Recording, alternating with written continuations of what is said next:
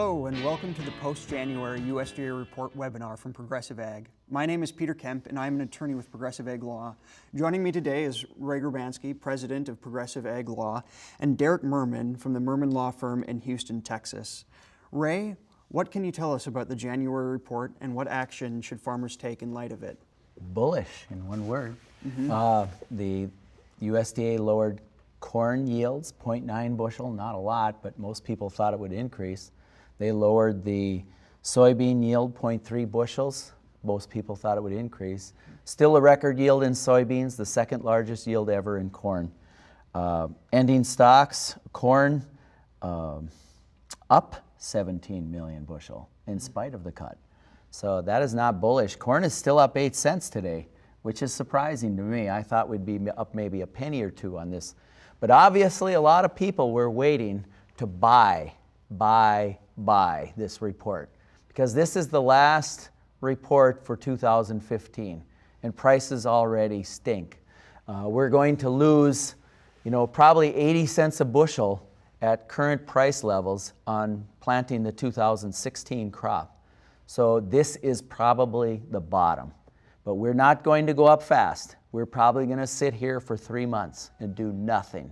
And there's going to be a lot of weeping and gnashing of teeth by bankers and farmers all winter long, because you're looking at a 60, 70, 80 cents a bushel loss. So we've got some slides here, I guess, of the report. Is there a place I can see them as you show them? The corn, I talked already about the corn yield. I think that's the first slide, and the corn yield was down 0.9 bushel, so a little friendly. The corn ending stocks was up 17 million to 1.8 billion. That actually isn't very friendly, but obviously they cut demand somewhere to end up raising ending stocks when the production was cut. The soybean yield is a graphic as well. The yield down 0.3 bushels, still at 48 bushel. That is still a record yield. So basically, the soybean ending stocks down 25 million bushel to 440. 440, my friends, is still a very, very big number. So as far as price projections, like I said, prices will be bad for the next 3 months. Even though we're up 8 cents in corn today and 17 cents in soybeans right now, that doesn't make a lot of difference. That is your reaction to the report, which was a smaller yield than expected, but that is the reaction. It's probably done. We're going to sit here for 3 months. We're going to do nothing. We might fluctuate up a dime, down a dime, here and there. The best thing you can do right now, if you're short calls or short the market, sell puts. Sell puts, or buy futures, anytime in the next 3 months, and you're just fine. So that would be a quick summary. By April 1st, prices will probably start to go up slowly, and I think by next January at this time, corn prices will be 50 to 70 cents higher, but it's not going to start till April 1st, and soybean prices will probably be $1 or more higher than they are, but that price rise won't start till April 1st. A lot of weeping and gnashing of teeth all winter by bankers and farmers. Well, thank you for that report, Ray, and we're disappointed to hear the news, but we're going to turn now to some more good information for farmers to take in.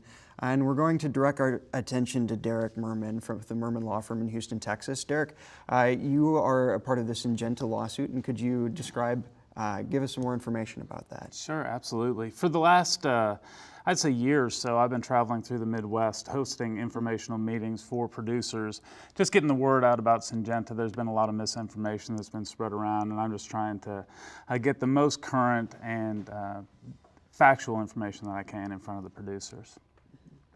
And many of you have heard about the GMO corn litigation. Syngenta produced the GMO Viptera corn seed, which was marketed to U.S. farmers who were supplying both domestic and international markets, including China. While Syngenta made assurances that Chinese regulators were going to approve the GMO Viptera corn, China in fact had a no-tolerance policy and effectively closed their markets to U.S. corn after discovering Viptera traits in imported corn. These actions damaged the U.S. corn market, and many farmers are taking action to recover their losses. Progressive Ag Law has partnered with Phipps Anderson Deacon, who have experienced litigating GMO market closures, as this short video will explain. My name is Martin Phipps, and I am from the great big town of Breckenridge, Texas. I grew up in a town I like to tell people had 3 stoplights. Those values you bring from a small town, being honest, telling the truth, and standing up and believing in something, is something that we do here at our firm. I'm Barry Deacon. I'm originally from Arkansas, grew up in a family law firm. Farming's been a big part of my professional life in representing farmers and agricultural related entities my entire practice. You may ask why hire Phipps Anderson and Deacon. The best answer I give you is because we are so proud to represent farmers that it's the most important thing when you walk into our building and see what we do.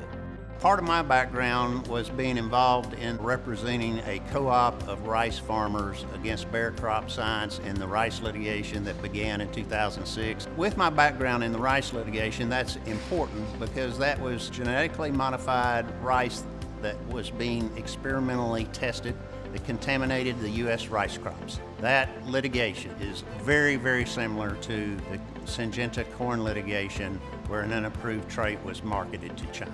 What you're going to find out in this case is when Syngenta released Viptera to sell to you, they hadn't even applied to China for approval. Because of that, they took a risk, and that risk ended with you losing the China market.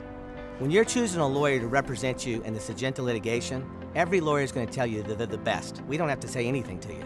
We just want you to look at our record. We are the lawyers who tried and won the rice case. We're the lawyers that developed the damage models. We're the lawyers that got the punitive damage verdicts. The rice case settled for $750 million. I'm very proud to tell you that my farmers, the people that I've represented, got $50 million more than everybody else. We get asked every day, is this going to be a class action? And I want to make the answer real clear. We're not class action lawyers. We represent individual farmers against Syngenta and other big companies. And why do we do that? Because class actions don't help the clients. They only help the lawyers. Each one of you farm differently. Each one of your damages are different. So what we believe is we're going to represent you individually and not like some class action lawyer. We are certainly not against the technology that Syngenta has come up with in producing their seed. We're actually for that technology because it's good for the American farmer. What we have a fault with is what Syngenta has done in marketing its corn. It's done it in an irresponsible way, and that has affected all of us. I don't know about you, but we need more places to sell our corn, not less. And so all we're asking Syngenta to do is to stand up and do the right thing. The same thing you do every day when anybody comes to you with an issue. You may ask what makes us different at Phipps Anderson Deacon. The answer is simple, is we care. I've been on a combine and I know how hard it is to farm. And because I'm gonna make sure when I get done with this case and I come and sit in your living room, that you're proud that I'm your lawyer.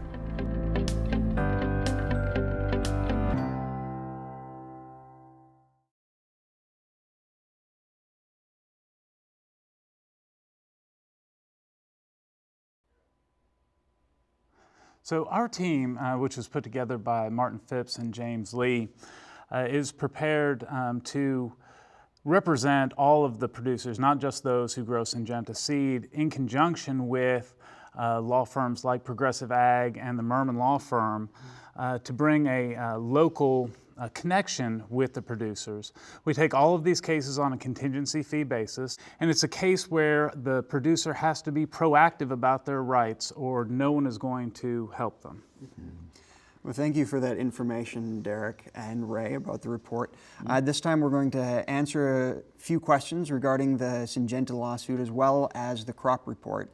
So the first question I have is for Derek. So Derek, what's been happening with the Syngenta litigation? Do you have any updates? Well, it's still fairly early in the litigation. Suits have been filed in Kansas City and Minnesota. Our group, after a lot of thought, have decided to file our suits in Illinois. We think we've gotten some really good rulings there. We think we're going to have a favorable venue. We think we're going to have a jury pool that is sympathetic to the corn farmer, which is essential in this kind of case. So while we don't know what's going to happen in the future months, we do have a good ground plan. We think we're going to be able to execute it well, and we think we've got the right team in place to really maximize recovery for the corn farmer. How far are we in Illinois? How far are we as far as getting that actual case set and time? Well, it's brand new. They've just been consolidated. The cases have just been consolidated in Illinois. So a lot of pretrial things have to occur. What will happen is certain producers will be selected as bellwether cases, most likely. Those will set the values that will be used to negotiate the rest of the cases. I can't stress enough how blessed we feel we are to have gotten our cases in Illinois, specifically because of that jury pool, because we think the venue is going to be so favorable for us. That sounds good. What about Syngenta? What have they been doing as these cases have been brought? Well, you know, Syngenta's been busy too. They're preparing a defense in Illinois as well as in Kansas City and Minnesota. They're fighting the battle on several fronts. They have filed and lost several motions to dismiss. They're really firing with both barrels. They've sued Cargill and ADM and other grain dealers. They've claimed that others other than Syngenta are responsible for the drop in corn prices.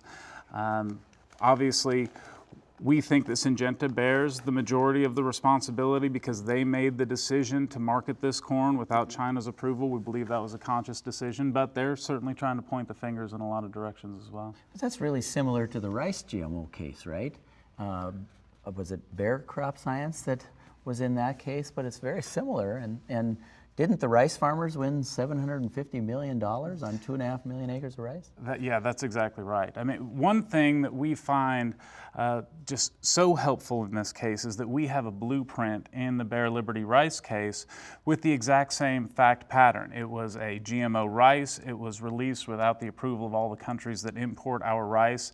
And not only do we have the blueprint, but the architect of the blueprint, Martin Phipps, is our lead litigator. So not only do we have the map, we have the map maker. And that's really helpful in a case that is factually nearly identical to the Syngenta case, just on a much larger scale, because what we do better in the United States, better than anyone in the world, is grow corn. And that's not in dispute. And Martin Phipps seems to litigate GMO cases better than anybody else. That's true. Track record. It's a narrow niche. There are not a lot of lawyers that focus in that kind of law, but Martin is one of the best, if not the very best. He certainly has the track record.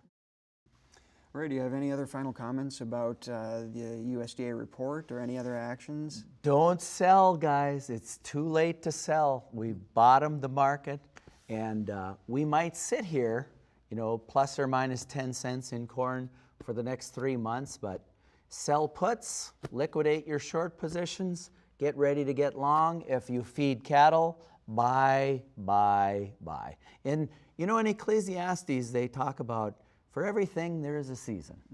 A time to live, a time to die, a time to, you know, a lot of different things. Read it, it's great reading. But there's also, Ray Grabansky at Progressive Ag would like to add, there's a time to buy and there's a time to sell. And now is not the time to sell. Buy now. Buy, buy, buy, the next 3 months. Well, thank you for that information, Ray, and thank each and every one of you for tuning in to our webinar. Please join us again after the February USDA report. If you have questions or would like more information, please call the number on your screen or visit progressiveaglaw.com. Thank you for watching.